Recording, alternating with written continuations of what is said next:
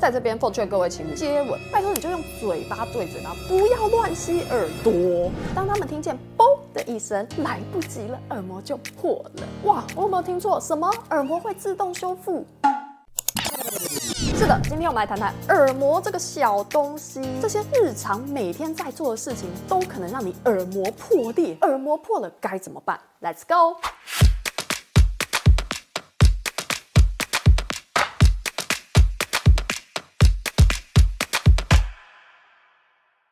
嘿嘿，你今天听见了吗？欢迎回到频道 Hearing Action， 我是听公主赵一婷 Grace， 在这频道里我们提供专业的听力保健知识，助听科技潮流报道，打开你对听力世界的无限想象。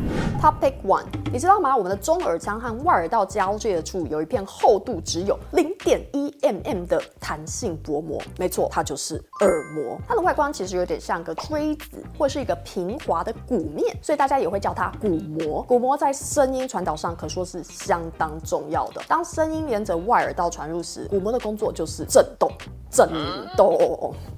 机械式震动将声音传到中耳内的听小骨，再传递到内耳耳蜗，转换成神经电讯号。鼓膜在构造上是可以分成3层的，有外皮层、中间纤维层和最里面的黏膜层，3层加起来就只有0.1mm。所以，如果你的鼓膜破掉了，或是出现一个小孔，你的听力就会变差。穿孔的面积越大，那个传导性听损程度就越严重，甚至可能会有耳鸣、头晕等症状。如果不及时治疗，它还有可能演变成慢性中耳炎、胆脂瘤或内耳炎等问题。我该怎么选适合自己的助听器？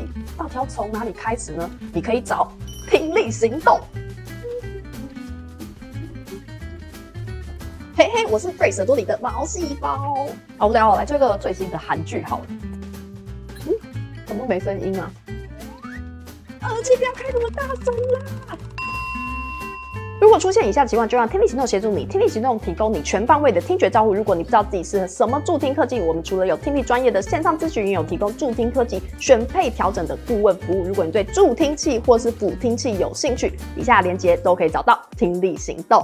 Topic 2， 那么到底什么会让我们的鼓膜破掉呢？除了耳朵感染或各种外伤，最常见的原因就是使用棉花棒或是尖锐的耳耙子啦。看到这里，我只能跟大家说，哎呦喂呀，请不要自己再乱清耳朵了，真的不要小看这些小东西哦，一不小心，嘣，耳膜就被你扎破了。想了解如何正确清洁耳朵，点开上方的影片连结，公主之前已经有为大家详细介绍喽。除了以上常见的原因外，公主今天还想跟大家分享5个毁灭耳膜的日常行为，大家一定要好好听，注意不要付出惨痛代价。第一个就是亲亲。是的，你没有听错，有人接吻也可以吻到你的耳膜破裂。我们在新闻上也常常有听到。新北市某情侣亲亲的时候太激烈，往耳朵狂吸某星，仿佛耳朵是手摇饮。而当他们听见啵的一声，来不及了，耳膜被吸破了。所以公主要在这里劝诫各位情侣，以后都不要接吻了。好了，如果一定要接吻，拜托你就用嘴巴对嘴巴，而不要再乱吸耳朵了。第2，打喷嚏捏鼻子。打喷嚏是人体的反射动作，很多人都觉得大声打喷嚏会很没礼貌，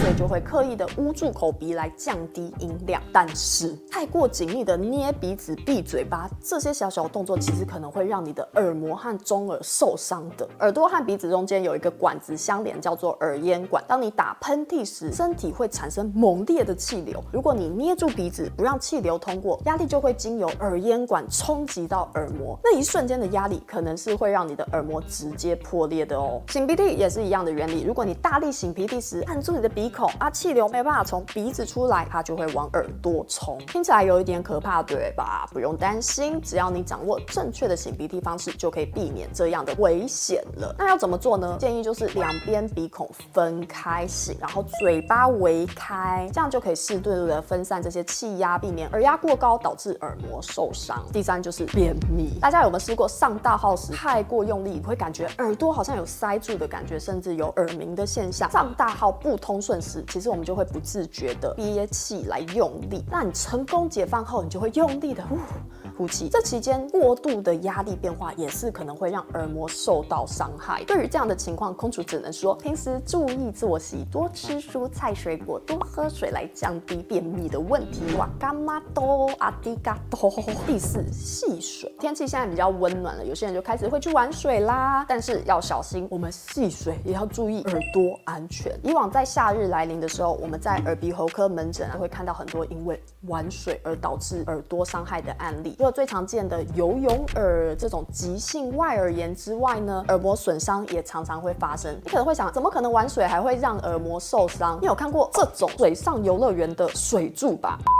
这些水柱的强度可不是开玩笑的，如果你被这个强力水柱击中你的耳朵，耳膜是有可能被贯穿的哟。所以孩子们呀，不要傻傻以为这样很好玩，玩水的时候可以戴上游泳耳塞来减少耳朵的进水量，也减低耳朵受伤的几率哦。另一个常见因为玩水而导致受伤的原因就是潜水。当你在潜水时，它的上下升降如果过快，海水里的压力变化就会让体内的压力往最薄弱的地方冲击，这时你的0.1 mm 耳膜就哭哭了。第5，打巴掌。先教你打巴掌的英文怎么说 ，a box on the ear。看听力公主频道还可以学英文，多棒呀 ！a box on the ear， 顾名思义就是用手打在耳朵附近的部位。打巴掌时，别说是耳朵，整个头部都会造成极大的震动冲击。当手掌接触脸颊或耳朵的那股力量，就可能会成为撕裂我们耳膜，导致破裂或是损伤的问题。所以啊，打巴掌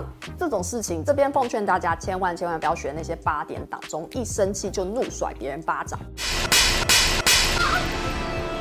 Topic 3，耳膜会自动修复，指的耳膜如果是小小的穿孔情况下呢，大多数是在几个月内就会自发的修复闭合的。所以说，即便你是急性穿孔，还是有慢慢愈合的能力。但如果是慢性中耳炎这一类的慢性穿孔，或者是你的耳膜真的破太大洞的话，恢复后它也是没有办法完全闭合，这个时候就会需要外科手术的介入。近年来，内视镜微创手术非常成熟，只要局部的麻醉，不用有很长的伤口，但还是需要切一小部分的自体组织来作为修补材料。所以，如果在一些外力冲击下，突然耳朵听不清楚了，或者是出现耳鸣，赶快找个耳鼻喉科诊所，让医生帮你来看看耳膜破损的程度，再遵循医师的建议治疗哦。嘿嘿，你今天听见喽，在这边跟听粉分享一句至理名言：预防永远胜于治疗啊！想要拥有健康的耳膜，最重要的就是要避免那些可能会造成耳膜毁灭伤害的行为。以上就是今天的内容，感谢你的收看。如果你还想要知道什么跟听力相关的话题，要记得帮我们订阅、